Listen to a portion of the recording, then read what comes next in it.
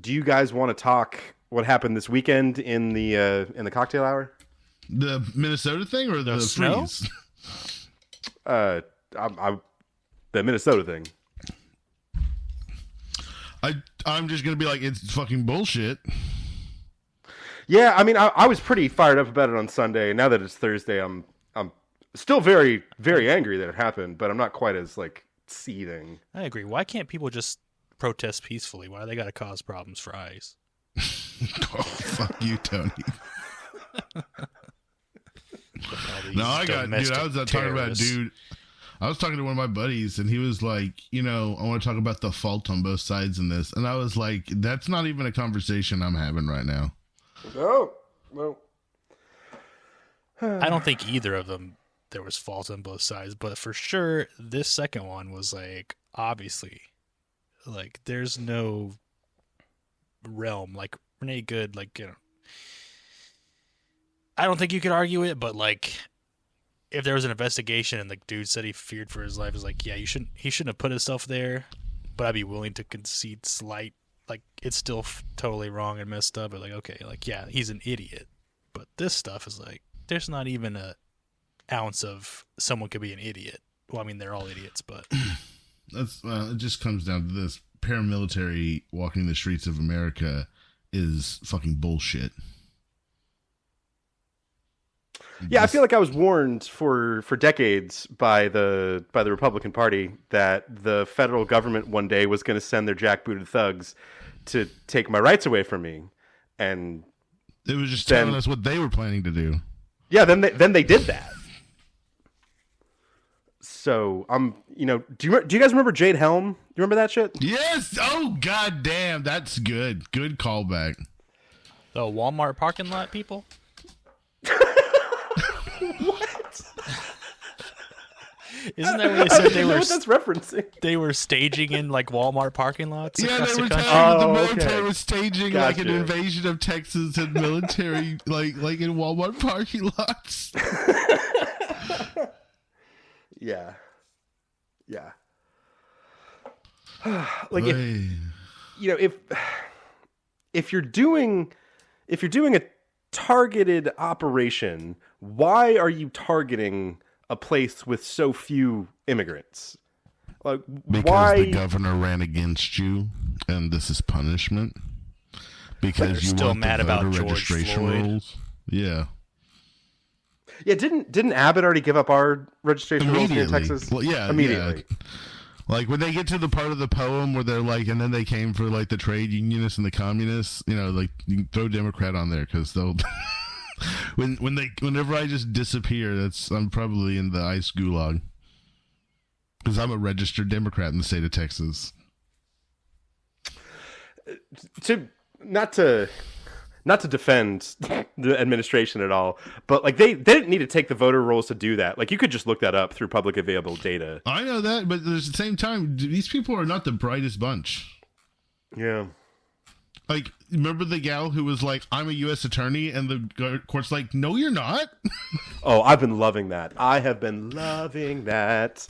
Oh man, did you read the order from the federal judge? I didn't. Who was basically like in very judgy language, in a much nicer way, was basically like, I know you're a total noob, so I'm not going to throw the book at you this time. But you pull this shit again, and you are going to get the book thrown at you. Yeah.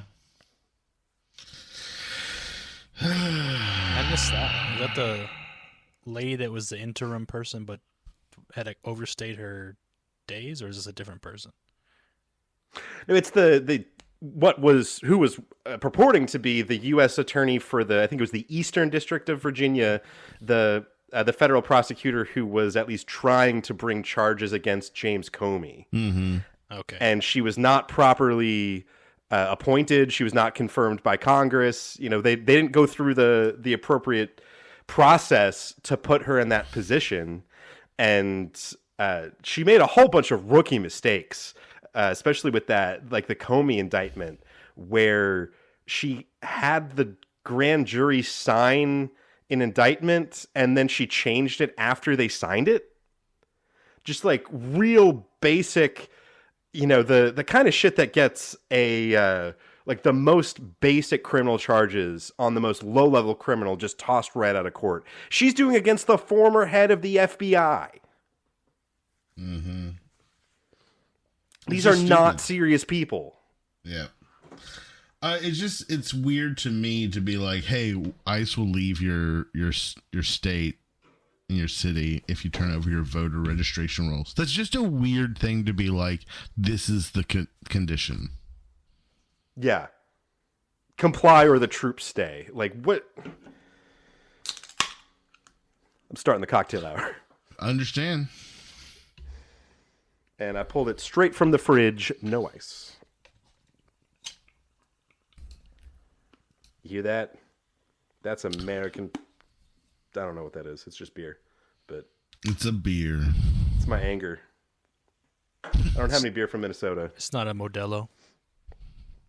No, it's a Miller Lite. Oh, from fancy. Milwaukee. Milwaukee. I've seen some funny videos about they want to go to Philly next, and people are like, "What are you thinking? You thought Minneapolis was hard." I was gonna say, like, whenever Philadelphia wins a sporting event, it's a riot. Yeah, that's what one of the videos like. They riot when they're happy. They riot when they're winning. Like, this is kind of quintessentially Philadelphia. They destroy their city to celebrate. It's disgusting that what Miller seems to have changed the president's mind to make him, in his words, de-escalate was nothing to do with what the horror of what happened, nothing to do with the death, nothing to do with the destruction of lives that we're seeing. It was that his poll numbers went down. It was political backlash. I've been struggling to articulate for what is it, 8 years now. Like, why do people continue to buy into this nonsense? I can't explain it. I really, really wish I could. I think that you underestimate the impact of religion in the political life. I think that a lot of people vote the way their pastor tells them to, in the South specifically. And I think a lot of people are raised to have certain beliefs. And I think that one of the things that is conflating here is that in the same way that, like, people can have really wild religious beliefs across the spectrum, right? And even, like, evidence to the contrary or contradictory information or anything like that, can people still believe it?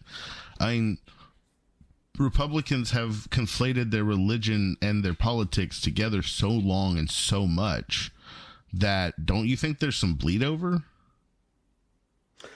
Yeah, I think, it's, I'm not the first person to say this at all, but it's white Christian nationalism with a thin veneer of whatever other bullshit they want to say is the conservative populism. Yeah. And I think the basest root is human greed. But if I was going to put like a capitalism, I think social media is maybe like, it's been wonderful and created wonderful things.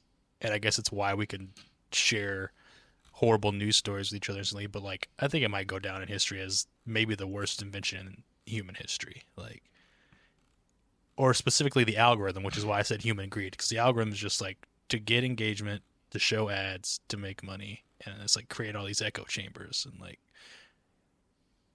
and nobody did anything for like all these Russian bots pushing out all these stupid QAnon shit and whatever got Trump elected in first term, and then I'm sure it continued to escalate even more in the second time. So like, isn't it crazy how like QAnon and like Pizzagate and like all that shit just disappeared, just like almost like just as fast as the drug boats when we invaded Venezuela? Oh, Pizzagate was I haven't even thought about the drug boats. They're trying to catch people trafficking children, and like, oh, we got a case against a really big child trafficker, but didn't we seem to care anymore? Yeah, people defending ICE. ICE deals with human trafficking. I mean, not the big one. Yeah, like turns out Alex Jones was right, but he can't celebrate his victory because It's that's his team. buddies. Yeah. He was right because he knew. See, that's a psyop. Alex Jones. Here's the real tinfoil conspiracy for the left. Alex Jones is actually like a member of the pedophile cult, right? And it's like he's been the psyop person who's been out there trying to convince anyone that it's not real by being his ridiculous self, by playing this character, right? And so like the reason why he's right is because he's like just telling the truth. I think it's just you got to give props to right-wing media. I think it's been a long game, like 40 years, that they've just been building and building and building, and it just finally took hold enough to work. And I think Russian and Chinese bots, mostly Russians, like creating misinformation campaigns. But I don't feel that the podcast apparatus is a part of that 40 years. I do agree with you. The unification of the conservative, like, identity around core issues has been very effective, and the propaganda machine where it's like you can't trust anyone but us, like Fox News, OAN, like that definitely has been very effective. But I also think that the problem is that Democrats, the people on the left, are I don't like the echo chamber, but I also don't like the people who are like, if I don't agree with your opinion, I'm just going to turn off the channel. Like, I grew up in a house where my dad was like, I watch Fox News because I got to know what the enemy is saying. Like, I argue with people. I have lots of memories of arguing with people my entire life because, how else am I going to know what you believe but arguing and talking and saying, well, this is what I believe, and then let's hash it out. But I feel like a lot of people on the left are not willing to engage in that way anymore, and they just entered into this like safety net, and they wouldn't get out there. And the podcast, why people like them is that they're more authentic. You sit there for 3 hours and listen to someone talk, and it's hard to continue the fake persona as much whenever you can't control the questions, right? When you have to react. Let's say like Hot Ones. Why do people like Hot Ones? You kind of get to see the people being the people, unless, they're, I don't know, Ariana Grande or Conan O'Brien. I think that those are two really extreme versions of what happened there.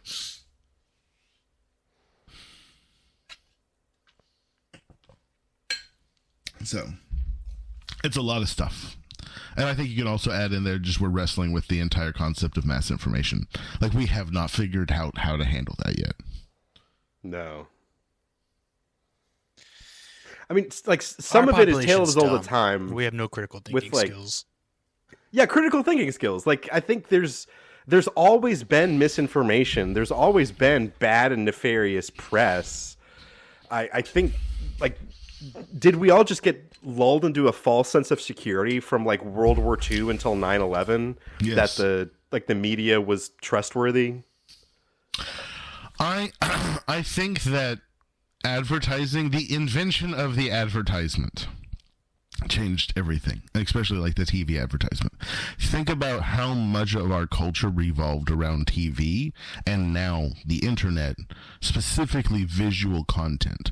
Our world has become so much consumed by visual content that, like, even, I mean, I talked to someone, I was talking to a buddy today, and I was like, oh, I was watching a short, and he's like, what do you mean? And I was like, like a short, like on a reel, a TikTok. He's like, oh, I don't look at any of those. I was like, what do you mean you don't look at any of those? It's like what everyone does right now. It's like, wow. What do you do while you take a shit? That's what I'm saying. He's like, apparently he just reads. There's some people that just do that.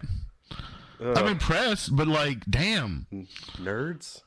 Or like looking up videos on the internet these days, most of the time, like, it's like, oh, here's a short video how to fix this or that. Like, whenever I was fixing my hot water heater, I was looking at shorts of people in fucking Florida whenever a freeze came through, like putting blow dryers up in their fucking hot water heaters, right? So, and they were all shorts.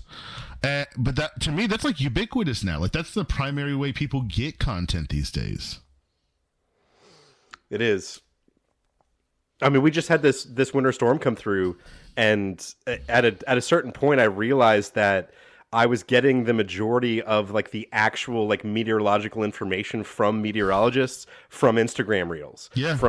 It was still Delkus from WFAA, but I wasn't watching the local news. I was seeing his reels. Yeah, it was just like dispersed in between your entertainment or your infotainment or your podcast clips or your, whatever they're trying to shoot in front of you because of the algorithm right now. Mm-hmm. Well, the one time I ever made a reel for the show, it got like 5 views. So if we went visual buds, we could get views. But I think the problem is we live in a visual content world, and we are a audio podcast, right? It's kind of ironic. We review a visual medium, but we're purely audio. We're basically an old timey radio. I love old timey radio. I listen to an old timey radio all day long. I mean, it's through my phone, but it's through my phone. That's more technology than the spaceship that landed on the moon. Yeah, don't worry about that part. It's just you're talking about critical thinking. It's like the main difference is like I don't want these things to be true.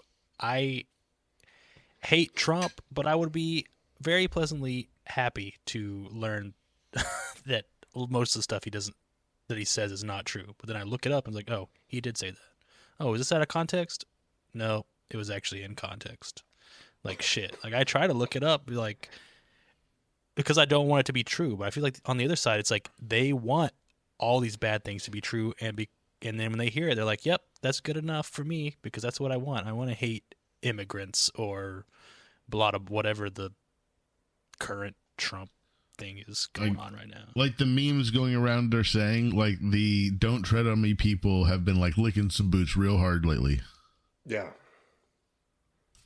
Well, speaking of bootlickers, Hey-o! All right, you guys want to get into the show? Yeah. Alrighty.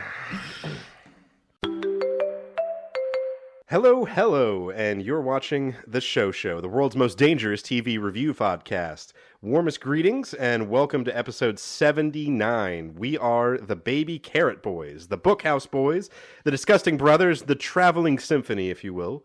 Join us on the wheel as we tackle the 2021 HBO Max drama series based on the novel by Canadian writer... I must have deleted that from my notes app. From some Canadian writer. What wilt thou do, Tyler? This time on the show, Station 11. I'd like to welcome you inside the broadcast booth. I'm Jay. I'm joined as always by my 2 Hall of Famers. To my left, the Mercutio to my Iago. It's Aaron. Hello. And to my other left, the Guildenstern to my Horatio. It's Tony. Hello. Here at the show, 100% customer satisfaction is our holy grail. We want to hear from you. Check out our Instagram for news about the show, including our upcoming tour, convention, and cruise, along with plenty of other bonus content. You can find us on Instagram at the Show Pod. Send your emails to the Show TV Podcast at gmail.com. We have a Discord, and as soon as I know how that works, I'll invite you, I guess. You can find me individually at jsuesponte. Aaron, where can we find you? I assume I still have something on the Muscoverse at Tenacious Aaron, but I haven't looked in a while. And how about you, Tony? I'm on Instagram at tpinquite. And I'm not falling for your spam messages trying to be my friend. I know who you are trying to scam me. I won't accept them. The show is now available everywhere podcasts are sold. You can find us on Spotify, Apple Podcasts, YouTube Music, Amazon Music, Audible, CastBox, Overcast, Pocket Cast, and Radio Public. You can also check out our YouTube channel where we do a bonus pre-show cocktail hour. That is... What are we on YouTube? Mandamus Radio. Before we begin tonight's performance of The Tempest, we must first visit the unofficial scoreboard. This is the part of the show where we kind of get to know each other, talk about what other diversions we have not selected by the great Wheel of Randomonium. So, boys, Aaron, Tony, you guys been watching anything else lately other than Station 11 and the world burning down? I watched Sinners last night. Ooh, how's that? I enjoyed it. I I don't know why, but like when I saw the initial previews, it just didn't grab me. And then like everybody was saying it was great. People made reference to it being kind of like a musical, and I was like, that's weird. And so me and Christy decided to give it a try. I enjoyed it. It was a fun movie. It was a good time. Good acting. Good. The cinematography was just out of this world good at times. Like some of those wide angle shots of the cotton fields in the Deep South just looked crazy, like cinematic. But I think that it's nominated for a bunch of stuff, and I think it's probably going to win some stuff. So it's good. It's worth watch. I mean, it's got blood, and I know Jay, not your fan, not your Nope. favorite, but it's not that.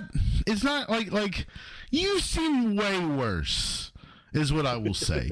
There's a couple of bite marks that are bloody and some pools under some bodies, but I mean, it's vampires.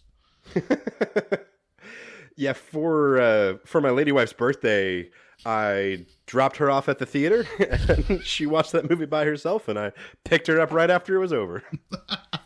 And that was our gift to each other. You let her watch the sexy Michael B. Jordan by herself? Both of He them. wasn't in the theater. Like if he was sitting next to her, like maybe that's the play, to pick her up right after she's done watch the movie. I mean, there was 2 times the Michael B. Jordan in that film. Well, what about you, Tony? What you been up to? Oh, I feel like nothing. Is that what getting old's like? You just don't do anything anymore. But I know I've talked up Frieren, that anime that's a couple years old now, a lot. The second season has just begun over the last couple weeks, so I'm very excited about that. I rewatched it before the new season started, and it was as good or better the second time as it was the first time. So if you're looking for something, it's like it's slow, but it's not too slow, and it's kind of like got Lord of the Rings vibes in that they're like on a long Fantasy walking journey. Yeah, and it's fantasy like that. But there's some really great action in it also. So 10/10 would recommend. What was it called again? Frieren, Frieren. Okay, I think it's a It's German word. It's all There's over a lot Netflix of German right now. named characters. gotcha. Me and Christy watched the first 5 episodes of Full Metal Alchemist Brotherhood. She didn't really dig it. I did not realize how much German, in general, was used in that show. Because there's definitely a character named the Fuhrer, and he's not a bad guy. Just saying. Not the best. It's just German. It's not even Nazis or anything like that. It's just, hey, it's German culture, because it's all alchemy, and it's supposed to be this weird Japanese take on alchemy in Europe, right? But in a alternate world. So it was interesting. We got through the one of the notorious episodes in the show. The girl and the dog. Yeah, the girl and the dog episode. Man. It was fun. I don't know. Just the characters didn't grab Christy, so we didn't keep watching it. So we switched to Gurren Lagann, and that one has hit all the right notes. So I really like that one. Are you still watching Naruto? No, we finished Naruto Shippuden. The ending was awful. Hands down, one of the best starts to a series ever. It's got some amazing story arcs and some of the best anime stories that I have ever enjoyed, but the show, a stinker of an ending. Pass. God, that's too bad. It is, especially because you go there's roughly, I don't know, cutting out the filler 100 episodes in the first series in Naruto, and then Shippuden there's about 200 and something, 260 something episodes of no filler. The filler's almost the same amount because there's 500 episodes. So we skipped all the filler. We only watched those, and you get to the end of it and you're like, this is so bloated and boring and just bleh. And I think that's the thing is when a show just gets so full of itself and it doesn't know what to do, can't land the plane, that becomes really apparent. And I'm in 1085. of One Piece, and like current is 1155, I think, and it's supposed to finish this year. So I'm hoping that One Piece actually is like a redemption from the super long anime having shitty endings. Did you already say yours, Jay? I don't think we've heard you. I'm kind of struggling to think of something else I've been watching because I just, I've got very little time on my hands, and it has been the foosball season. But one thing I have been watching is the new Ken Burns American Revolution documentary on PBS. Oh, what's the difference? Who watches PBS? And that has been absolutely fantastic. If you like history, if you like Ken Burns, it's some of his absolute best work and extraordinarily timely. Yeah. Sounds great.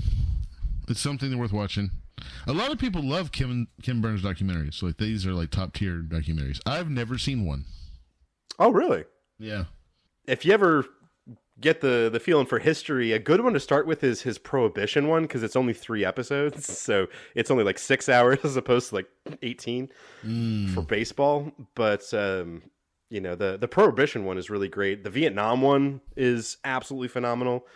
This American Revolution one that just came out, he really did an excellent job of telling the story in a nuanced way that includes the perspectives of both the patriots, but also the loyalists, and also he really ties in the impact on the indigenous populations that is not really something that I was familiar with at all, and how the concepts of liberty were playing out in this really contradictory atmosphere where you have Thomas Jefferson, a slaveholder, writing these beautiful words about how we're all created equal and we're all endowed by a creator with certain inalienable rights. Meanwhile, he's being served tea by an enslaved person.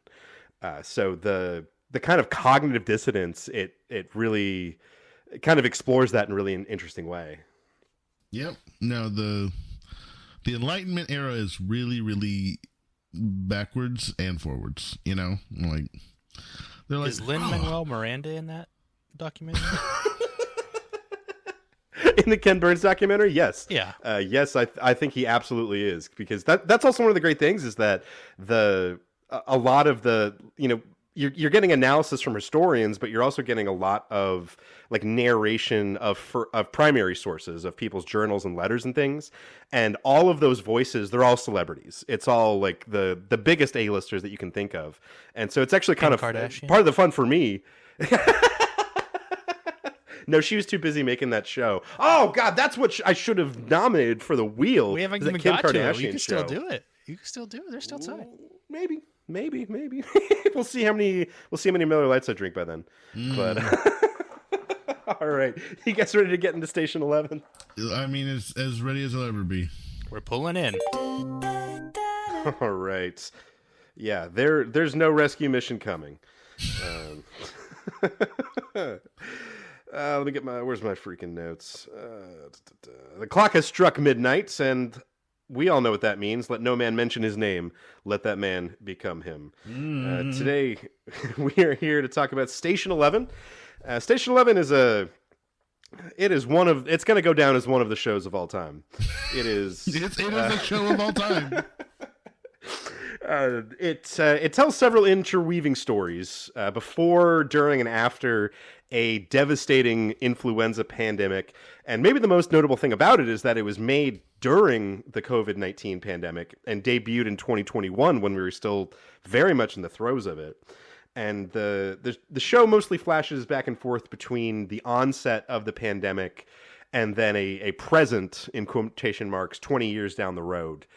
And I sat down to try to write a summary and try to include all the major characters, and it was way too freaking long. But the backbone of the story follows Kirsten. Kirsten, who is at the onset of the pandemic, a child actor, and she goes on to join the Traveling Symphony, a collection of nomadic bards who go around in this devastated world from settlement to settlement, performing Shakespeare. The influenza pandemic here in this show, very different from the one we had in real life, in the sense that it was much, much more deadly. I think they said that 1 in 1,000 people survived.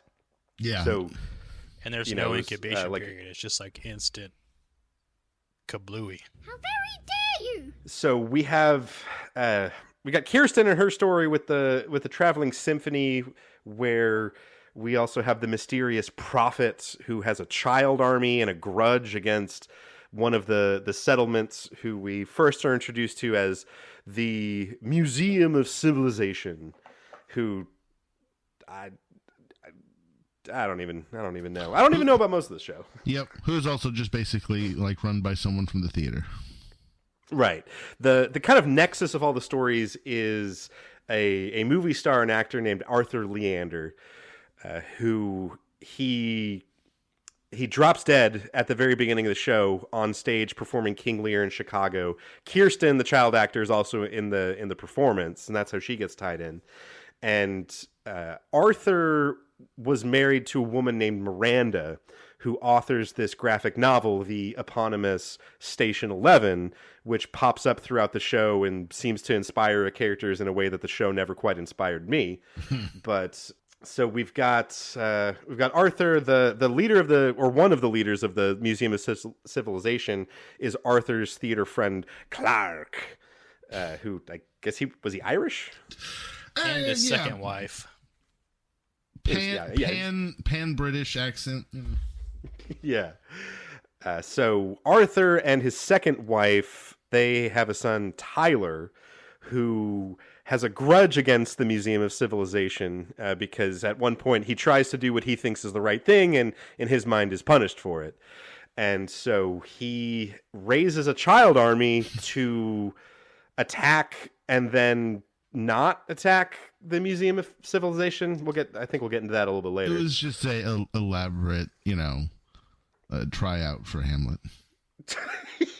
Yeah, the most rigorous audition process I think I might have ever seen, which involved killing, 999 out of every 1,000 people on Earth. We've got to me the most interesting part of the story was when they followed Kirsten at the very beginning of the pandemic with Jeevan.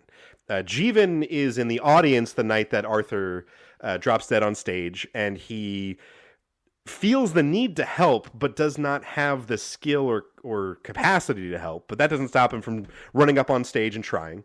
And he ends up taking Kirsten under his wing because, everybody's out there dying in the street. And Jeevan gets advance warning of the disease because his sister is an ER doctor and she warns him. And so Jeevan and Kirsten ride out about the first 3 months of the pandemic at Jeevan's brother's apartment. That's Frank, my personal favorite. Mm-hmm. Jeevan and Kirsten eventually leave Frank's apartment after they run out of food, and Frank is also murdered by an intruder. They eventually go their separate ways. Jeevan ends up becoming kind of an ersatz doctor. Talked about what Kirsten ended up doing, but it all kind of comes to a head at the end, where Tyler, with his child army, goes to seek his revenge on the Museum of Civilization and blows it up, but still ends up performing in their show the next night. Mm-hmm. So I think what he wanted to do was he thought they were bringing back civilization, so he wanted to stop that from happening, I guess, is what I took as his ultimate goal. More than, not like killing everybody in there, but like stopping the past from coming back by destroying all their knowledge and technology that they kind of maintained over the years is what I took away from his goals. I don't think that Tyler made sense as a character at all. But not at all. Beyond that, I have lots of opinions about this show. Having, and I think that we can all agree, having lived through the pandemic, one of the sequences that were the most ridiculous was the empty grocery store. And oh yeah, the grocery store. $10,000 in 5 carts. Yeah, and the cashier's just like, oh, what are you having a party, man? Yeah. And I did look into it, like in order to hit that $10,000 mark during that time period, you would have had to buy like shit tons of like high quality liquor. like the people who wrote this story, to me, this is one of those stories that I feel was written by people who have not been through the rigors of having your shit thrown against the wall and been like, that doesn't make fucking sense. Because this doesn't make fucking sense. This entire show didn't make fucking sense. And I tried something new. This was actually a really fun thing. The whole time I was watching it, I really suck at taking notes, if I'm being honest. The whole time I was watching it, I used an AI channel and just started writing my thoughts into it and talking with the AI about the show as the show was progressing. So this was actually a really interesting experience because then it put together all my notes based off of my thoughts. So how did that change your experience with the show? Like, I'm curious. Like asking questions of it after episodes, and like asking specifically about comparisons to the book was really interesting. For specifically the Jeevan and Kirsten story, that's a day in the book. Yeah, right. Like they've turned it into this 3-month emotional like bonding thing that's not a part of the story. Jeevan's not like this, like, castrated submissive nurse at a maternity ward. He's like surviving by his grit and figuring things out. And to me, this show is, the gentrification of the apocalypse. like this. I love this because I was talking with the AI about this, and I made this statement. I said, I feel like I'm watching the gentrification apocalypse, and it was like, this is a good theme to go into. yeah, I like that. So and again, like, think about it, like, it's an apocalypse show where it's about theater. Like they think the moments where they're like, oh, I'm just so full, and they're clearly like emaciated and they're leaving food on the table. Like, these sequences made no sense. The world made no sense. Where are we getting food? Yeah, exactly. I know that survival is, what was it? Survival is not enough. Survival is insufficient. Survival is insufficient. Yes.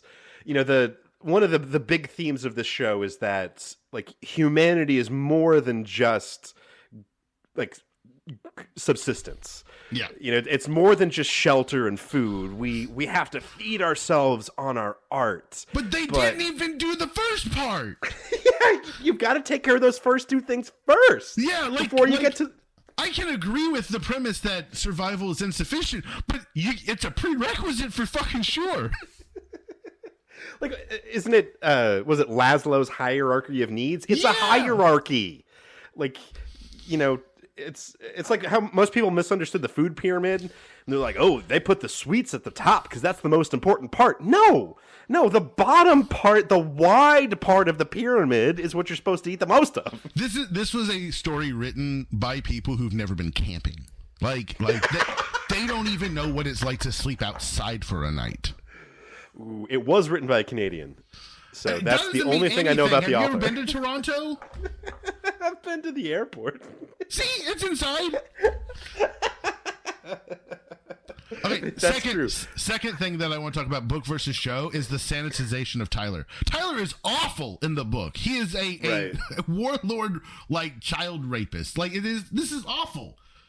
And, like, and again, I don't think that we want to have that show, but this character doesn't make any sense because I think that they just, like, left pieces of him but didn't give us any reason for him to be this weirdo. Like, he was scolded for doing something stupid that everyone told him not to do. Like, yeah. I think they overreacted to the situation, but still, it's survival. This isn't like, Sunday school and someone yelled at you. Yeah, when they've got him doing Hamlet with his mom at the end and they're redeeming him, I just kept saying, he had child suicide bombers. Yes. He child suicide bombed David Cross. Yep. Like, you can't just do that and then get redeemed. At least in the show, he didn't do that, though. What are you Wait, who talking did about? They killed David Cross with the two children. His children. But when she finds him, he's like, when I was hurt, someone else already took over the narrative and told a different story, and that's what led to the golf course thing. So he's like, that's why I can't die, because like I think it was one of the kids made up the story that led to the suicide bombing there. That's what I took away from it. Like, I'm sure in the book, I guess there's a difference in the show, but that's like what I took. He's like, when I was hurt and incapacitated, someone else told them a different story, and that's what led to the golf course like suicide bombing part of it. Oh shit, I missed that. Yeah, I don't remember that part of the story, but again, this show for me, I struggled. I did struggle. Also, just being about the pandemic, I don't know if y'all felt this, but there was a little bit of like trudge just because it was a pandemic story. Because I was like, this is not fun memories. They took too long. All I cared about was Jeevan. And I'm like, can we get back to the Jeevan parts? Yeah. I'm like, this future is boring. Let's go back to the past. Like, I guess I wanted a Last of Us type thing, and I got There's it partially no at the big bad. beginning, and then yeah. By episode 3, there's no big bad, right? And even Tyler as the big bad, he's just like, redemption through art, through Hamlet, therapy through art. But to stay on Tyler for a second, the whole incident that kind of makes him go nuts is when he tries to rescue the guy out of the plane, right? Yeah. And they shoot him. They shoot the guy in the plane, not Tyler. Right. So let me ask you, in that moment, did you feel like they were justified in shooting the guy from the plane? I think that shooting him was a bit quick. But No, at I the think same it was time, dumb. Like, everyone died from this virus almost instantly. This dude's been in a plane with dead people for like 2 weeks.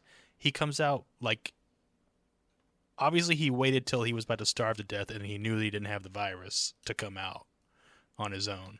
And it's like, they could have quarantined him and they could have gotten food. Like I think that was an overreaction. Yes. well, they just knew he didn't have the virus, is basically what I say.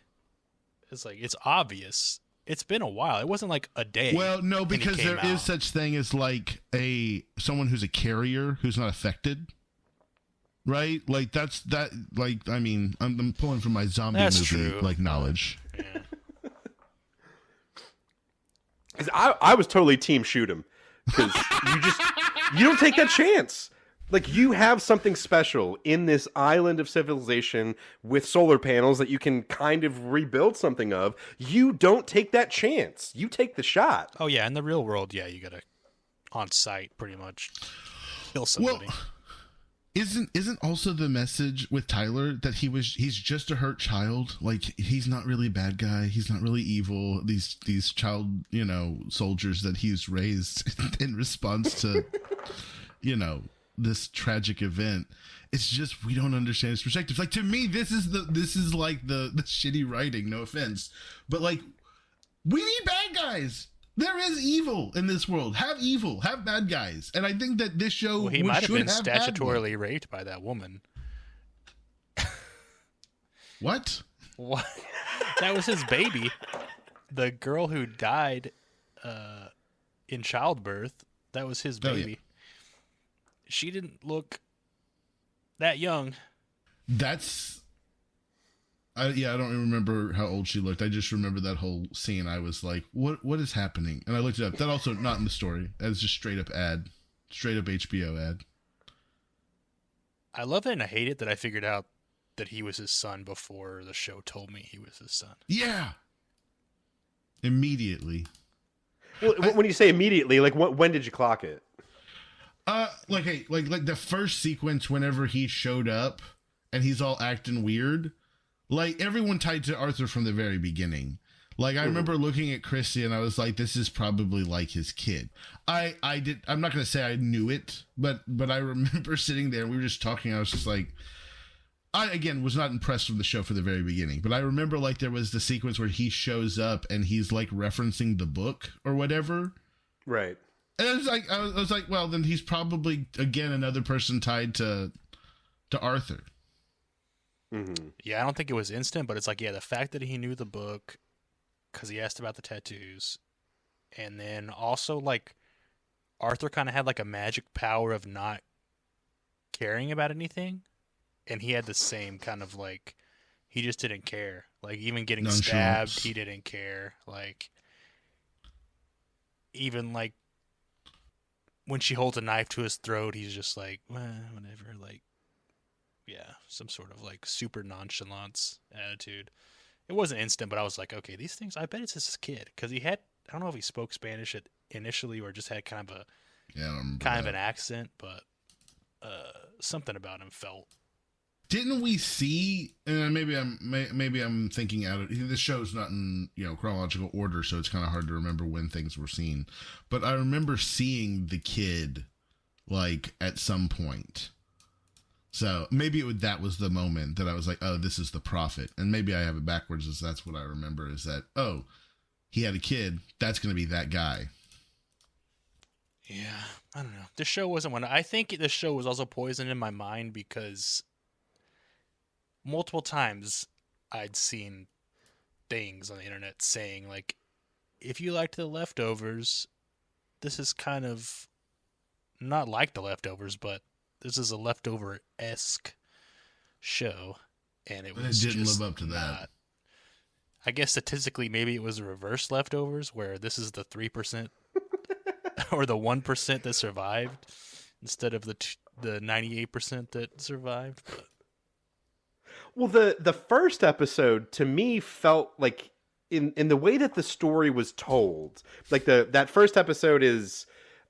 Arthur drops dead, and then Jeevan with Kirsten on basically the first night of the pandemic, and that felt like it was a story written by people who wrote The Leftovers, because to me it was very engaging. Yeah, it was good, and it was a lot of one step forward, two steps back in a way that just kept pulling me along. And then episode 2. We get into the Traveling Symphony, and I'm like, wow, I don't care. I don't care at all about you people. Did you like Kirsten as a character? Like, because I honestly did not like her as a character at all. Like, even when she turned into like a X-Men badass, like beating up the red bandanas in the forest, I was like, I know, they came back and explained it with her throwing the knife and stuff, but I was like, I don't know, like. Shakespeare girl, now she's like an action hero.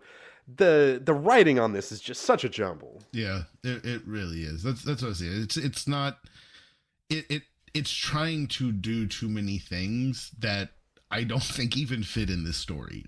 Like, yeah. I just wanted it. Maybe it's just what I wanted, but it's like, I think it better like keep the Traveling Symphony, just like have it be that like her now, but also like a lot of flashbacks of how she got there, like just her and Jeevan. Like that's all I want to see, or even like post Jeevan, because she's still young when they separate. Like just like her having to grow up and fight against all these people and stuff.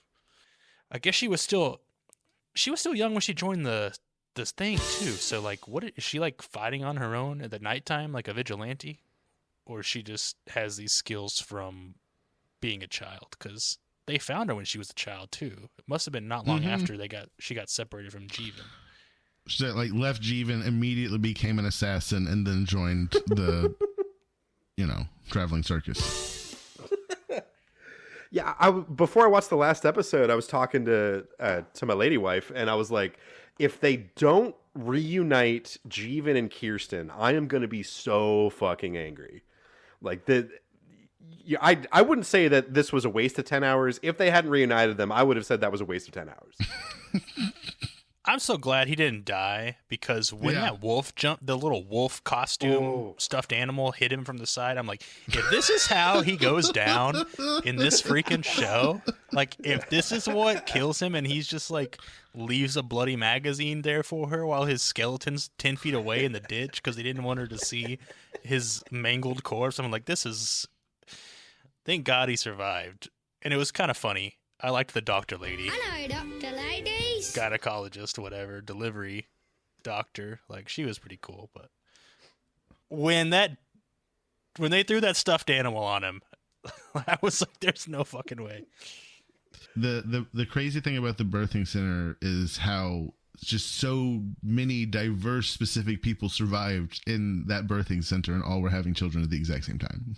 Yeah, did they? And they all knew where to explained go. the timing, but how did they explain how they got them all together? Yeah, like the people from all over these places, just completely different backgrounds, all just happen to be having children in the same, like, you know, store front. When everyone knows it, like the lady shows up, she's like, "Is this the baby place?" So like, Yeah, it's like, we got a birthing center over at the Dillards. how are they communicating that, and how are they not getting attacked by these red bandana people that are running around? Yeah. everywhere? That everyone knows that, you know, there's a birthing center over here. Like the doctor at the birthing center, she felt leftovers-y because for a second, like when she's talking about, I believe that all these women are all going to have birth at the same moment. Like that felt kind of leftovers-y, where the leftovers was full of these people who had these strongly held beliefs that some kind of meaning in the universe was about to break through. Mm-hmm. But that it didn't really go anywhere. No. Yeah, they copied both the premieres of the second and third season. Like the second season is where they're all on the roofs for the rapture Yeah. or whatever, and then the third season's like the cave woman giving birth. I was like, oh, they just kind of like threw those together. Slapped it together. But I liked that doctor lady. I don't know. I liked parts of the show a lot, but yeah, it's just so disjointed, and I'm just not. I mean, I guess sacrilegious. I've never read or seen or heard Hamlet, or like, I mean, I read some Shakespeare stuff, but it was Romeo and Juliet, and maybe excerpts from Hamlet that I had to memorize some lines. But I'm just like, it's not in my wheelhouse, and just like I didn't care. Like you said, I didn't care about the traveling symphony unless there was a bigger meaning to it. I mean, this is the coldest take in the world, but I can't stand Shakespeare. Like, it is so fucking boring. And if you have to translate the English into English for me, like, you've lost the meaning for me. You know what I mean? Like, if I need to have somebody who has studied it for years explain to me what they're saying, like, how are those words supposed to have power over me in the moment when they're being performed? I am going to disagree with that statement completely. Because, like, you know, Beowulf, I can't read Beowulf in Middle English, but I think that it can be translated in a way that I can understand the sentiment, the message, the idea, but I might need footnotes and stuff to understand idioms, locations, references, things like that. So I think that that's where you do have to explain stuff, like with Shakespeare, like if they're referring to something or referencing something, you know, and you wouldn't understand it without the context, like you need someone to translate it. I think that can still be impactful. I think that it's more impactful, weirdly, because people saw these plays over and over. Like they would see it multiple times. I mean, not tons of times, but like people knew this stories. Like Romeo and Juliet was not like a story that no one had heard before. Julius Caesar's not a story no one had heard before, right? Yeah, Shakespeare didn't make the stuff up. He just he told the story in his way. So you're going in to see a production of a story you already know. Like it's like watching The Office for the fourth time, right? Oh. It's so funny you say that, because I kept thinking of Andy Bernard throughout this show. Interesting. Because Andy Bernard at one point says, show tunes is so powerful that even a man cannot resist a man singing show tunes to him. Because that's kind of the ethos of the show about Shakespeare, where it's like, it doesn't matter the context. It doesn't matter if you have grown up completely in this wasteland of an apocalypse. If you have Shakespeare performed in front of you, oh, that is powerful, powerful stuff that will change your life. And I just call bullshit on that. I agree completely. Like I find this idea that if you can just remove toxic masculinity, violence, and, you know, basically men from the apocalypse, then everybody will just turn into a traveling circus where we put on art all the time. Like, I don't know. To me, this show didn't feel real in any sense of the world. Maybe I've been ruined by all of the good apocalyptic movies that have been put out there, like from The Road to, hell, even like The zombie movies, I feel like, portray bandits and stuff like that way better than this did. Like when the guy walked in, please leave. Like, no, that's not how this works. That's not how this works. Like that whole sequence where they killed Frank, I just was like, this is not what would happen. Yeah. Yeah. Like when we see Frank with drugs, immediately I'm like, Frank's going to OD to save them, which is what happens in the book. But like, I don't really know why they couldn't have him do that in the show. Is that too dark?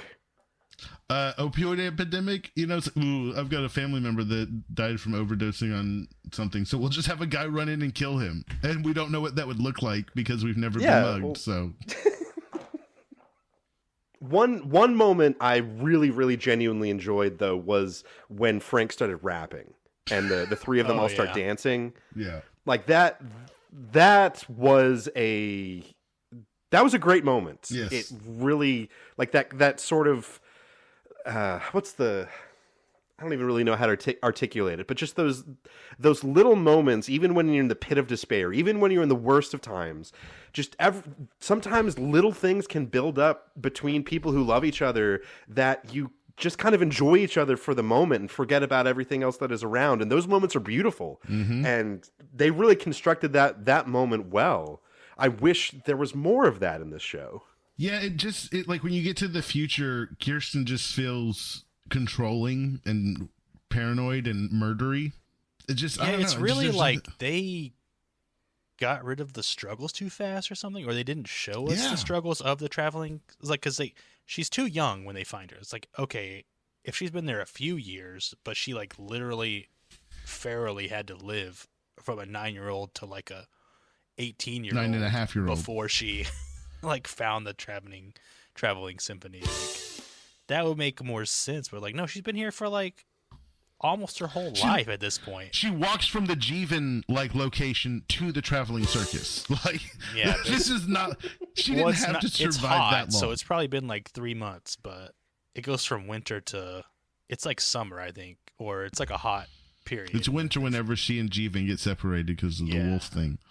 But yeah, when she's like stealing food from the traveling circus, it's, I don't know, spring, late spring.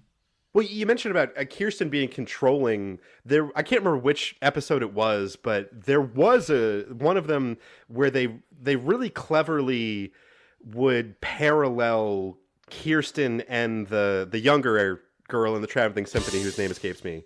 How she was the parent figure to her, Alex, while Jeevan was the parent figure to her, where we'd see Jeevan saying something to her, and then in the present, her saying the same thing to Alex. Because as a parent, oh my God, that hit me right where I freaking live.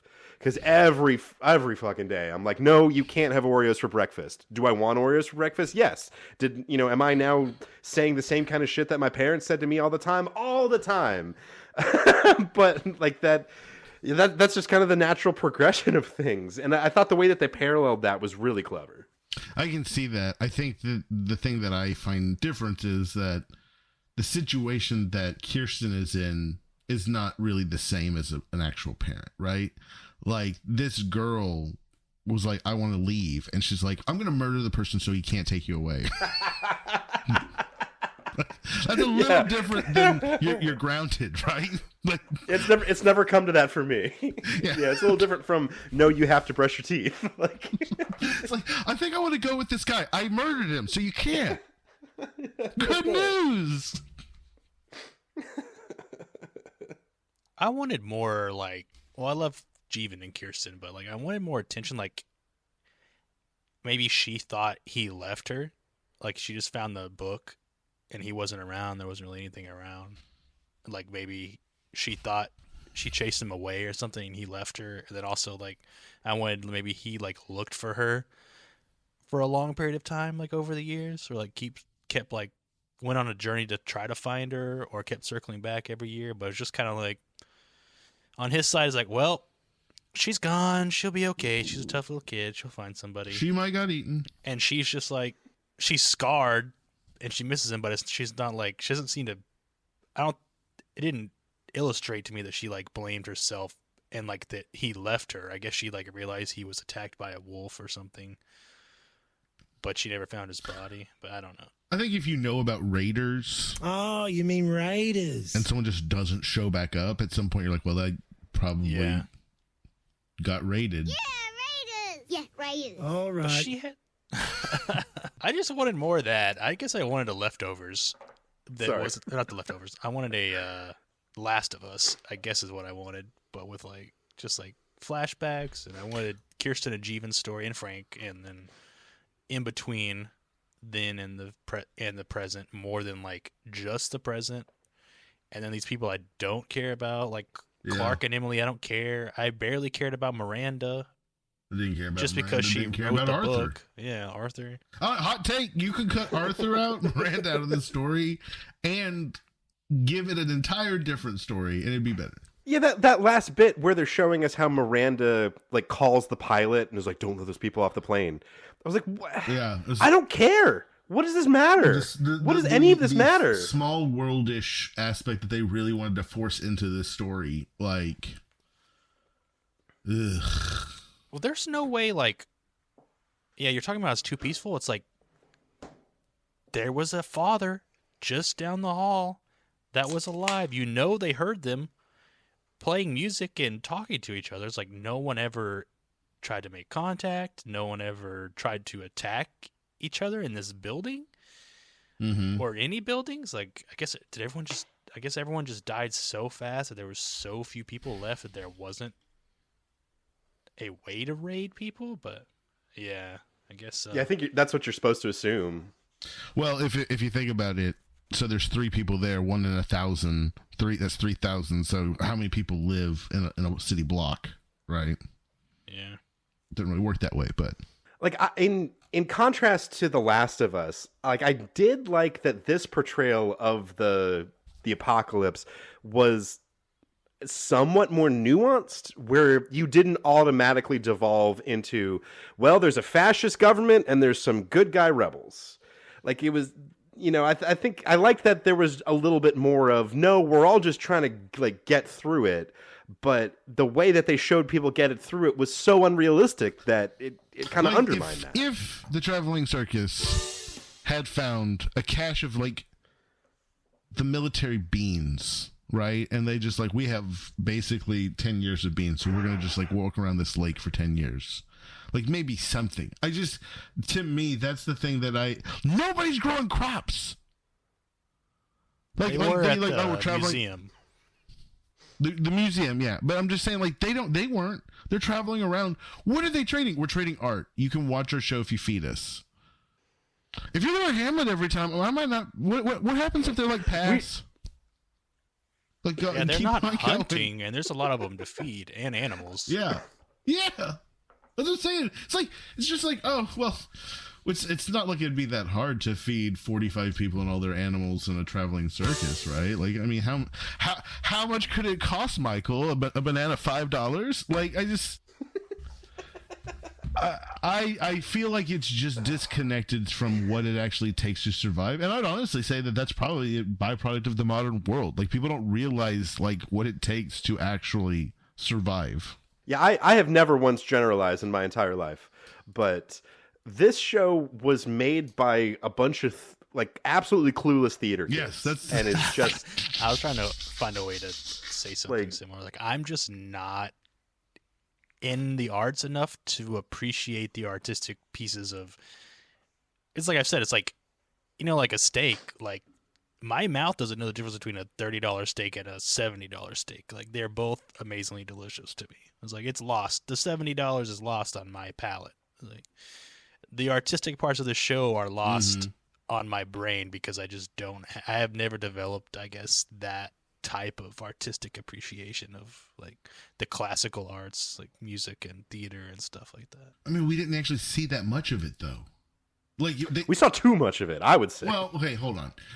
The sequences of acting that we saw of the plays were just like snippets in the episodes. Most of this show was not Shakespeare.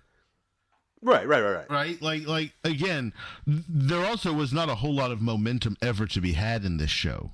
Anytime we got any momentum, we decided just to go, back 20 years and halfway around the world. Because I don't know the plot of Hamlet, but did Tyler's life reflect the story of Hamlet, or no? I don't know the story of Hamlet, but like, No. It's basically The Lion King. I don't know the story of Hamlet either. The most I know from Hamlet is watching Last Action Hero, and in there's like some references to Hamlet.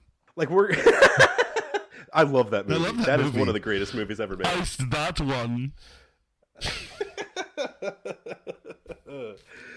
Oh man! Actually, like Hamlet is the AI is saying that it absolutely is that Tyler's Hamlet, Arthur Leander is the ghost, Clark is Claudius, Elizabeth is Gertrude. The play within a play is the pretentious climax. well. I guess that shows you how much I understand about Hamlet. I don't know. This is you can't trust AI. I mean, like that all very loosely fits because it's that Hamlet's uncle kills his father in order to take both his kingdom, and then the uncle marries his mother, and like Hamlet is being told I can't. Hamlet is the brooding exiled prince who returns to burn the kingdom down because he's angry about his father's legacy. Arthur Leander is King Hamlet, the ghost, the famous dead father whose memory haunts everyone. Tyler is obsessed with him even though he barely knew him. Clark is Claudius, the evil uncle. He's Tyler's real uncle, but he was Arthur's best friend. He isn't Tyler's real uncle, sorry, but he's Arthur's best friend who usurped the throne, took control of the airport/museum of civilization, and he views Tyler as a threat to his order and tries to exile him.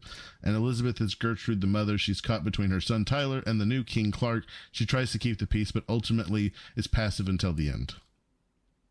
I think it's at least a reasonable interpretation of it. I think that's a decent... like I said, I've never fucking watched Hamlet. Not once.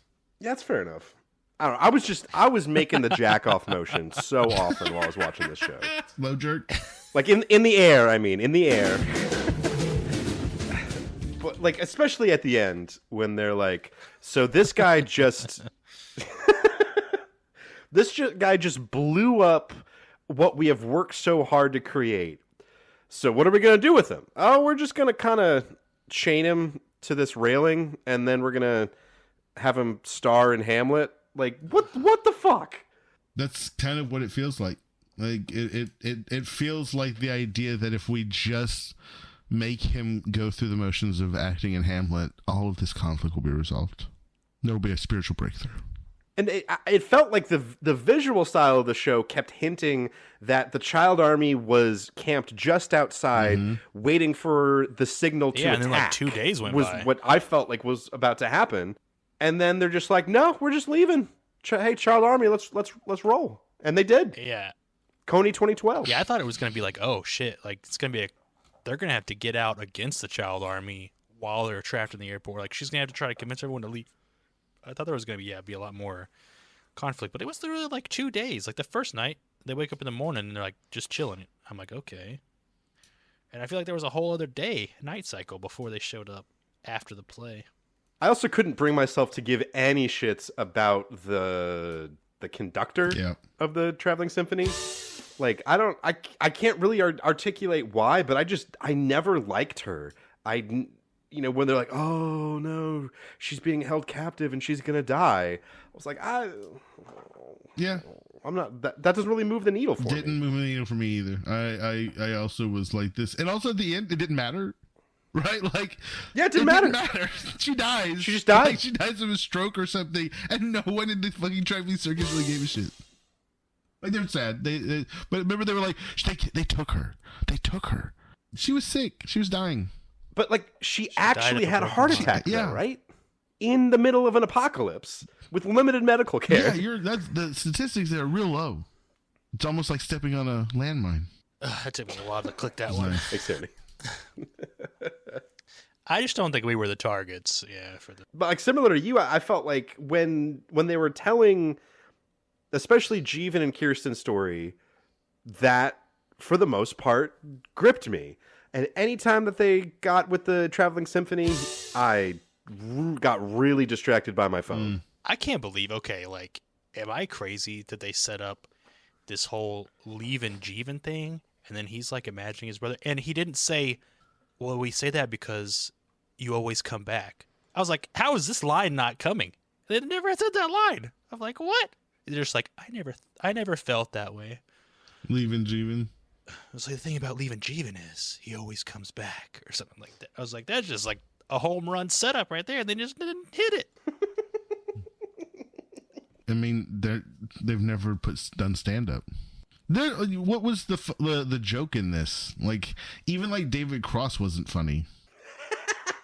Like, you have David Cross in this, and it's like that performance. Yeah, it's not his fault, but I just can't see David Cross as much other than Tobias Funke. Yeah, that is definitely true. I'm sorry, David. I know you listen. I do. It's like, what is it like? I can appreciate, like Ted Lasso, they're good characters and it's positive, and somehow it's like something you don't see very often, and it doesn't work very often, but it does work in Ted Lasso. And I feel like they were like halfway trying to do the same thing. And it's like all the characters were nice and good, but it's just like it didn't. In this case, it didn't work. I don't know. I think having nice and good characters, like, they still have to have like legitimate flaws. I think that like the flaws in these characters didn't feel right. And I think that part of the problem is like they took probably much more complex characters and watered them down to tell this story.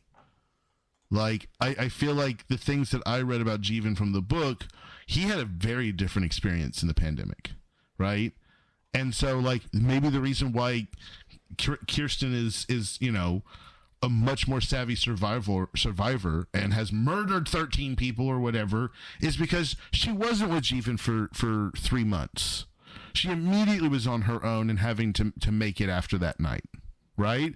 And now she makes a lot more sense as a character because since she essentially had to survive from the night one of the pandemic until she gets to the traveling circus. So I think that the decisions that the showrunners made to create the show ultimately undermine the framework that this show is trying to present. I don't know what the ending of the book is in comparison. I didn't look into that, but I'm curious if it's the same ending where they just do Hamlet and Tyler is redeemed, even though he's a, horrible warlord with a child army and child brides. No, from what I read, Tyler gets no redemption. Like, I don't even know if there's any like resolution to his story in the book. Because Lindsay, she read the book and she told me that the ending was a real nothing burger. So the book's ending was also a real nothing burger. They just continued on. One scene that pissed me off so much is like when she's supposed to be looking out and then he basically gets attacked and she's not paying attention at all. And Jeevan almost dies. I'm like, what? And yes, like, I know in the she's water like tower, a traumatized kid and she's mad from moving around a lot or whatever, but I'm like, they just made her. I know kids are annoying because I lived in the same house as a kid, but like, they're not that annoying. I don't live with a traumatized kid whose parents and everyone they know just died in a horrible virus, but like, she was way too bratty given the situation of like hating him for Frank dying, I guess, or whatever. I also felt like Jeevan was also too annoyed with her on the other side of the spectrum. So, to be fair, I feel like they're both way too annoyed with each other than you probably would be in that situation. Sorry, tangent over. No, you're good. Aaron, I think you said something that really clicked with me a second ago about the lack of flaws in these characters, and it feels especially deficient in this show because the very first episode of this show is called Wheel of Fire, which is just like most of the episode titles, it's a Shakespeare reference. This one coming from King Lear when he's talking about being bound to a wheel of fire, with a wheel of fire being a literary device that goes back to antiquity, which is basically that a character has a flaw that even in the face of all of their virtues, this flaw will become their undoing, and it won't be immediately. It's gonna, that's the wheel. It's got to take time to go from one to the other to the other. The maybe a crass example is going to be Marty McFly with the "Don't Call Me Chicken," where like he for the most part, good guy, but ultimately that is his undoing until, of course, the end of the third movie. But this show references the Wheel of Fire, the traveling symphony. We don't leave the wheel. We have to stay on the wheel. That's so much of a theme throughout the show, but there isn't one in this show. At least not a satisfying one. I mean, I guess maybe is like Tyler's story supposed to be that, but it's not his flaw that creates his problems. No.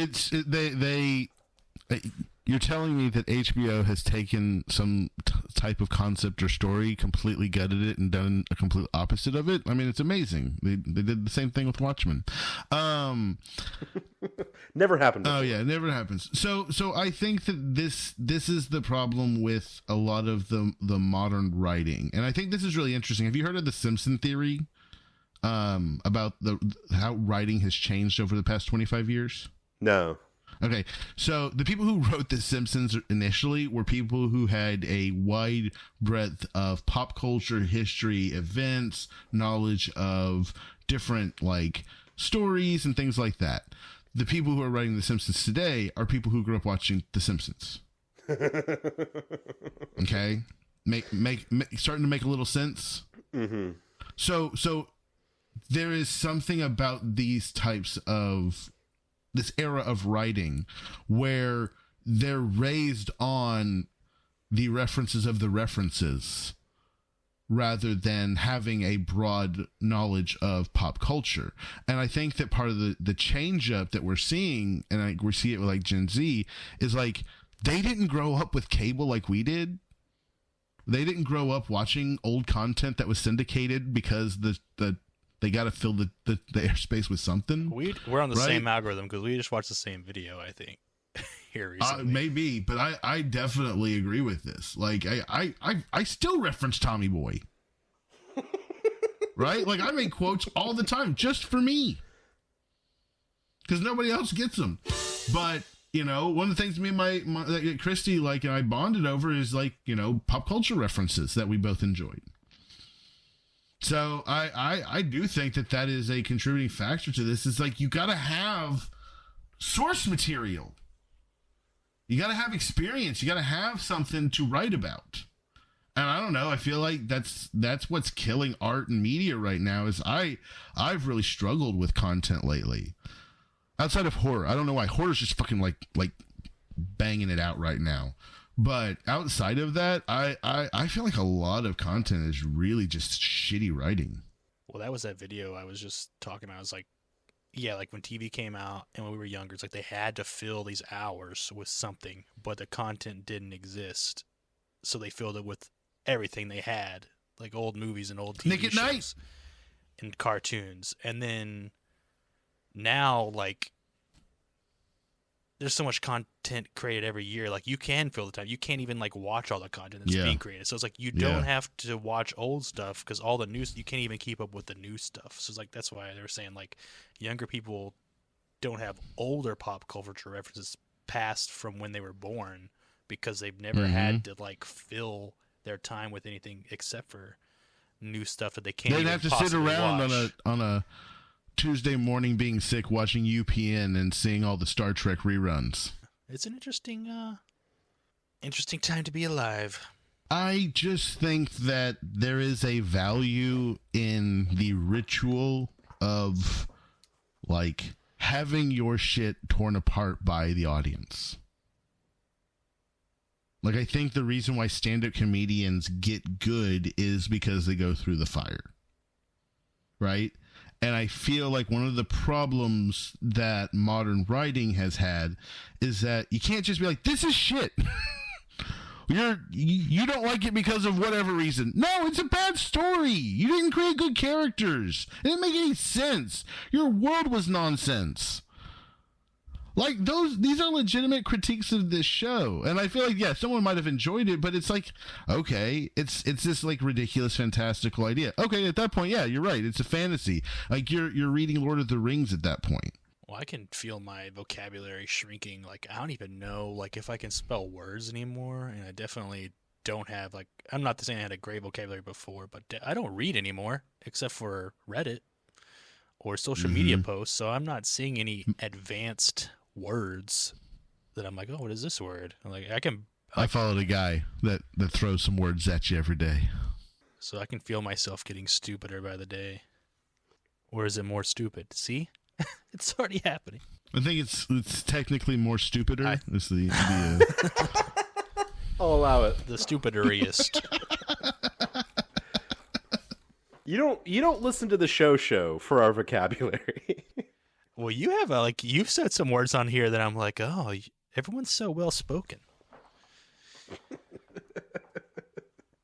Well, shall we get some ratings in?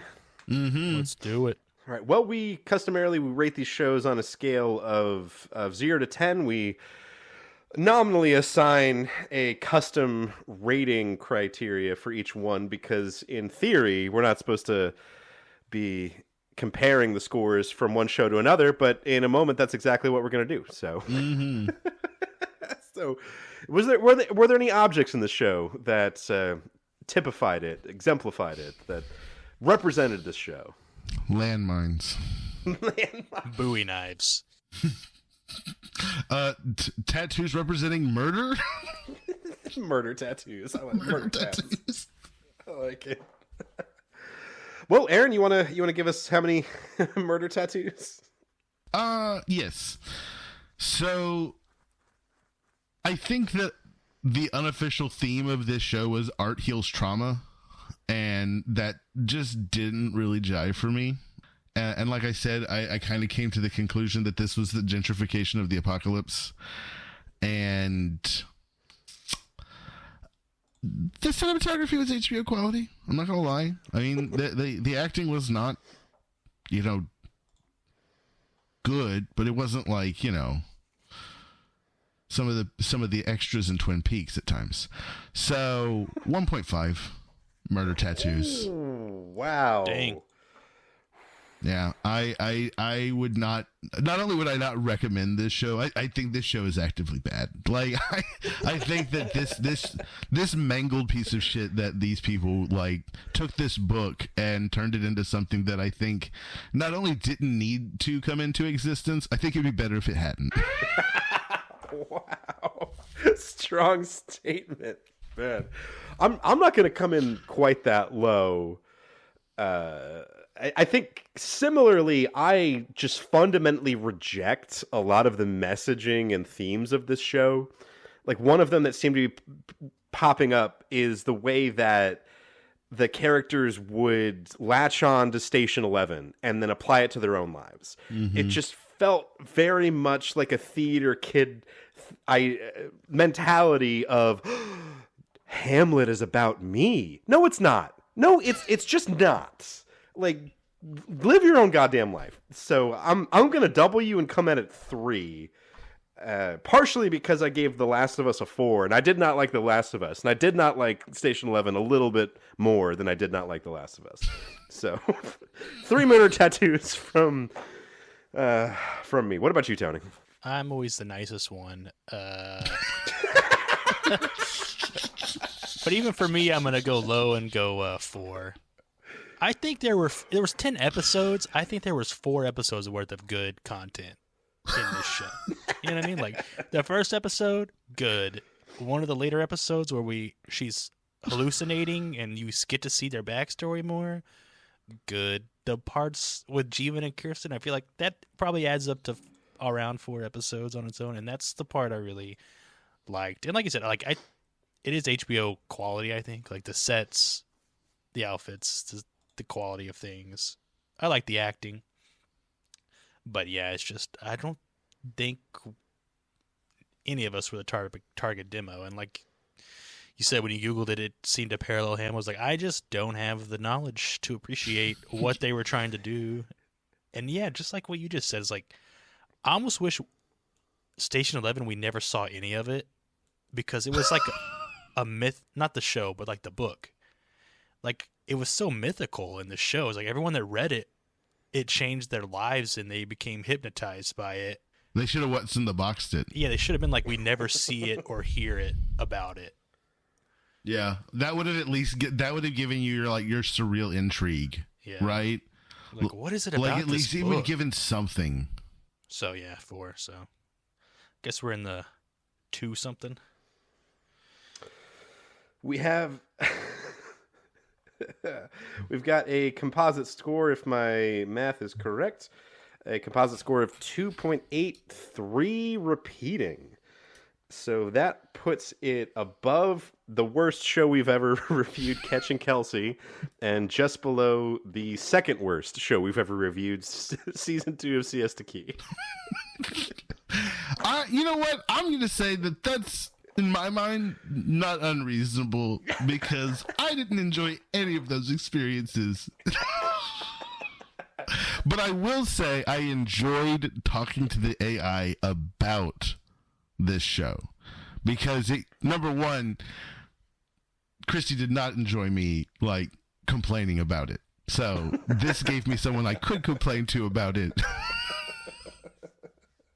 And fair. I could explore themes and ideas with it. Like, that was actually something that was interesting, because I was like, I also, all those pictures that I created, like, those were all, I just was like, okay, let's create some memes to send to the guys. Let's just have some fun with this. Yeah, I enjoyed those. Those were good. I think I may start doing that from now on. Whenever I'm like watching the show, I may or get to the end, I may create some memes for us. I think that it was made for someone. It wasn't made for me. I think that that's what we all kind of came to the conclusion of. I just don't know. Like, I've been thinking about this. Like, HBO has been really hit or miss for me. Like, I haven't... HBO used to have such a high reputation in my mind. I don't feel that they do. I feel like when we talk about HBO quality, it's cinematography. It does not talk about the writing anymore. And I think that Netflix has probably done the most damage to HBO on that front, because they pump out so much fucking content compared to them. Well, do you want to give HBO a chance to redeem themselves by approaching the wheel? Yes. We never leave the wheel. Everyone is sticking with the same offerings from beforehand? I just want to make sure, because I thought there was some discussion of maybe changing. I'm sticking. Okay. Well, we'll start with me. I'm putting up Barry on HBO. This is an older HBO show, but I don't know. I like Bill Hader. It's always been one of those shows that I wanted to see, but I just never took the time to do so. So throwing it down. What you got, Tony? Mine's the new show Pluribus on Apple TV. I didn't realize it was a virus till I looked at here, so I guess connected to Station 11. An extraterrestrial virus, basically turns everyone into a happy, peaceful collective, and except for the main character who's immune, and I guess she's trying to undo that kind of, or others it's are that trying one episode to of Futurama. people are trying to assimilate her, and she's trying to fight it, I guess. So that's a horrible summary, but it's supposed to be really great. I've heard good things as well. Jay? I have offered The Chair Company. It's an HBO, I think you could call it a comedy series. I've watched most of it already. It's Tim Robinson being Tim Robinson. And it's like he's a regular guy who gets drawn into this ridiculous conspiracy because he's Tim Robinson. Yes. And I've enjoyed it immensely so far. So it'd be a lot of fun to talk about it with you guys. All right. Well, let us shuffle, and we shall spin to win. Let's spin the McConaughey wheel. All right. Hopefully this wheel of fire won't burn us that I bad. always win when I don't care. I can never The funny win. thing is, Christy was like, Tony hasn't won in 4 shows. You guys should all just give Tony a win. I was like, you know what? We're gonna spin the wheel. We'll let fate decide. And you know what? Fate was on your side. I knew I was gonna win because you know what? Because I have to pay You for did. Apple TV. You said it. And I don't have it right now. I'm gonna have to buy it. That's why I knew I was gonna win. Tony was like, I hope I don't win, so I have to pay for this shit. Oh, man. I forgot to cancel my Stars subscription after we watched Ash vs. Evil Dead. And no, it's not your fault. Because I had a deal where it was 3 months for $3. And Yeah. it could be something I do not want at all. And I'm like, $3 for 3 months? You've got my $3. It's irresponsible not to buy it. Yeah, exactly. Exactly. But I got to watch the female Ghostbusters, so there you go. Hey, the F1 movie's on Apple TV, so we can watch that. You've got a problem. Change your fucking car. Then you change your car because Checo has been saying the car is fucked. With Brad Pitt. This is a show that I have been curious about because, number one, I mean, I'm really curious. I'm going to be comparing it the entire time to that Futurama episode where Fry is the only one immune to the fucking brain people. So, I mean, Rick and Morty had a similar one too with the. Yeah, it's like an entity that... Was it Unity? Yeah, Unity. Voiced by Christina Hendricks. Mm-hmm.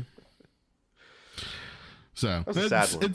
I think it'll be good. Oh, I just, sidebar, do y'all know who Brandon Sanderson is? He's an author, right? He's an author. I don't read his stuff. I just saw, because he's like really big into the fantasy like writing, Apple just signed to do one of his book series as a show. So that's the one place where I feel like Apple's actually like still relevant is Apple TV, because I feel like in the tech side of things they've just, where are they? Releasing a thin iPhone? No one gives a shit about that anymore. I mean, yeah, but I'm not buying an Android, so. I mean, yeah, but we're gonna have all the AI stuff, so. Well, they gave up. Now it's all Google Gemini is what they're gonna use. Yeah, exactly. It's integrated. You're just gonna have to tap into it. That's like you're like running Google Maps on an Apple. Wait, are you not supposed to do that? I do that all the time. No, I know. That's what I'm saying. They just keep giving up. You're not leaders. They're not innovators. Tim Cook has basically used everything that Steve Jobs left for him. The recipe book is empty. You mean Tim Apple? I thought his name was Tim Cook. It is. No, our illustrious president referred to him as Tim Apple one time. I did not know that. I can't read everything. Lord have mercy. I think the news their cycle. chips are basically their call to fame now. It's like they're up like M5 now. They're supposedly like, they're basically just still way better than everything else that's similar to them. In the phones? Yeah, they put them in phones. I don't know if the phones have M's, but they put them in iPads and their computers, their laptops and everything, and they're just like way better than anything Intel, or even, I think they're even better than like Snapdragon's other mobile processors. I think they're just kind of like way OP for what they're putting them in, supposedly. Hey, fair enough. The problem is Amazon's like, you're not even going to have a computer in the future. You're just going to have a screen. Dude, yeah, I built my PC at the perfect time, I guess. Yeah, I know. I was like, I'm glad my laptop is more powerful than my desktop. Lord have mercy. It's like, hey, NVIDIA's like, hey, we're bringing back a video card from 5 years ago because, we're going to sell everything that's good to the AI companies. Well, I'm excited to see it. I'm curious. Maybe we'll all be of one mind on this show. Yeah, I can't wait. Despite our ultimate conclusion on Station 11, it has been a tremendous pleasure to be talking about it with the two of you guys. I want to thank you two both very much for joining me on this, whatever we just did. So thank you, gentlemen. You are welcome. Thank you. And until next time, when we get back together to talk about Pluribus, I will let the mystery be. Fair enough. Is that what I've been saying?